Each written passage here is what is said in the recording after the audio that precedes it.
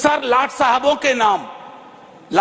के नाम प्लीज कोई उम्मीद पर नहीं आती, कोई सूरत नजर नहीं आती। पहले आती थी हाले दिल पे हंसी, अब किसी बात पर नहीं आती। काबे किस मुंह से जाओगे गालिब, शर्म तुमको मगर नहीं आती। आपको शुक्रिया कहने में और जय हिंद बोलने में ही वक्त गुजर जाएगा। बहरहाल माननीय उपसभापति महोदय, वाइस चेयरमैन साहब, मैं उन तमाम पीड़ित राज्यों के पक्ष में खड़ा हूं जो अपने अपने लाट साहब से परेशान हैं और परेशानी कई तरह की है। मैं तो ये मानता हूं हमारे बीजेपी के मित्रों के पास बहुत अच्छा पूल है। अब यही कितने लोग हैं जिनको मैं चाहूंगा अपने स्टेट ले जाऊं, बिहार गवर्नर बना करके। अच्छे लोग हैं, लोकतांत्रिक, विशाल हृदय। तो सर माननीय उपसभापति महोदय, एक वाकया बताना चाहता हूं। 1952 में बीसी राय, कोई नहीं है तृणमूल के शायद, बीसी राय वेस्ट बंगाल के चीफ मिनिस्टर थे। नेहरू जी ने किसी को गवर्नर नियुक्त करने की कोशिश की तो बीसी राय साहब ने कहा कि हमारे यहां नॉन बंगाली गवर्नर नहीं चलेगा। हालांकि उसके बाद काफी चीजें बदल गई तो एचसी मुखर्जी साहब की नियुक्ति हुई। फिर 57 में वैसा ही कुछ हुआ तो बीसी राय जी ने फिर कहा कि ना, वही बात अभी भी रहेगी, हमको बंगाली गवर्नर चाहिए। तो पद्मजा नायडू पर सहमति बनी। पद्मजा नायडू बाइलिंगुअल थी, मदर बंगाली, फादर आंध्राइट। तो एक वो दौर था जहां देश के प्रधानमंत्री मुख्यमंत्री की बात सुनते थे, और एक ये दौर है, बाकी तो नहीं कहूंगा, फिल इन द ब्लैंक है, लेकिन मुख्यमंत्री से वैर रखना। गवर्नरों ने अपना दायित्व समझ लिया। कितने नाम गिनाऊं, कहां तक सुनोगे, कहां तक सुनाऊं, हजारों हैं शिकवे, क्या क्या गिनाऊं। अब हाल में ही सर्वोच्च न्यायालय की टिप्पणी आई। वो टिप्पणी क्या कहती है? ये गवर्नर सचमुच अपने को लाट साहब समझते हैं। जब एक राज्य में राज्य की चुनी हुई व्यवस्था का मुख्यमंत्री अगर वो कुछ करना चाहते हैं, गवर्नर साहब बिल पे बैठ जाते हैं। वो बिल पे नहीं बैठते हैं, जन आकांक्षाओं पे बैठ जाते हैं।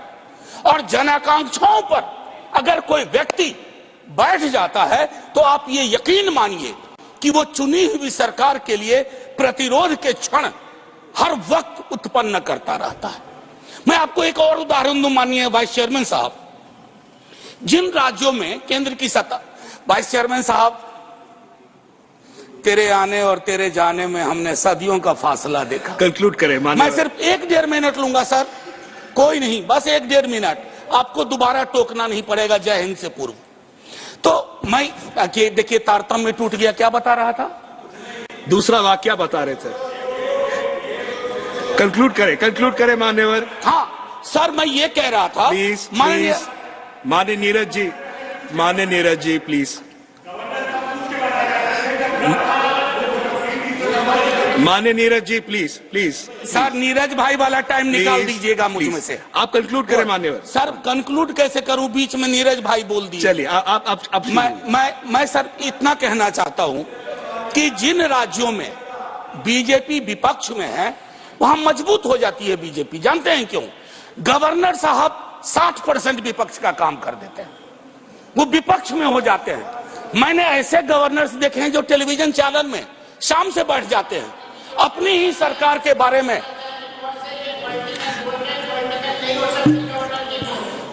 Honourable member please conclude. Sir Anil ji please conclude करें। ऐसे में 30 सेकेंड्स प्लीज। नहीं, एक बात बताइए प्लीज कंक्लूड। अगर ऐसे बात होगी तो कोई बात कैसे? माननीय मनोज जी। सर माननीय मनोज जी, आपने कहा तो मैं एक चीज जरूर कहूंगा। एक चीज जो मुझको बड़ी दुखती है, जब मैं राजनीति में भी नहीं था, बता रहा हूं सर, गवर्नर का वाइस चांसलर के अपॉइंटमेंट का अधिकार। सर राज्य की शिक्षा व्यवस्था में राज्य की सरकार से सवाल पूछे जाते हैं, तुम्हारा सेशन लेट क्यों है, तुम्हारी ये परेशानियां क्यों है, तुम्हारी वो परेशानियां क्यों है। लेकिन वाइस चांसलर के चयन का अधिकार, नियुक्ति का अधिकार राज्य की सरकार के पास नहीं है। अंत में मैं अपनी बात यही समाप्त करूंगा। माननीय उपसभापति जी, आपने वक्त दिया, हालांकि मेरे वक्त में कई लोगों ने वक्त ले लिया, लेकिन मैं इतना कहना चाहूंगा कि गवर्नर के पद पर क्योंकि आप सत्ता में, केंद्र की सत्ता में हमेशा नहीं है। ऐसी व्यवस्था ना हो कि केंद्र और राज्य के बीच में, जो अंबेडकर साहब की अवधारणा थी कि राज्य खैरात नहीं मांग रहा है केंद्र से, एक सहकारी संबंध है जो। और आखिरी इसके बगैर कहूंगा आपको भी अच्छा नहीं लगेगा, आप बाहर कहिएगा कविता नहीं सुनाई। तो सर, लाट साहबों के नाम प्लीज प्लीज प्लीज। कोई उम्मीद पर नहीं आती, कोई सूरत नजर नहीं आती। पहले आती थी हाले दिल पे हंसी, अब किसी बात पर नहीं आती। काबे किस मुंह से जाओगे गालिब, शर्म तुमको मगर नहीं आती। जय Hind thank sir. You, thank you.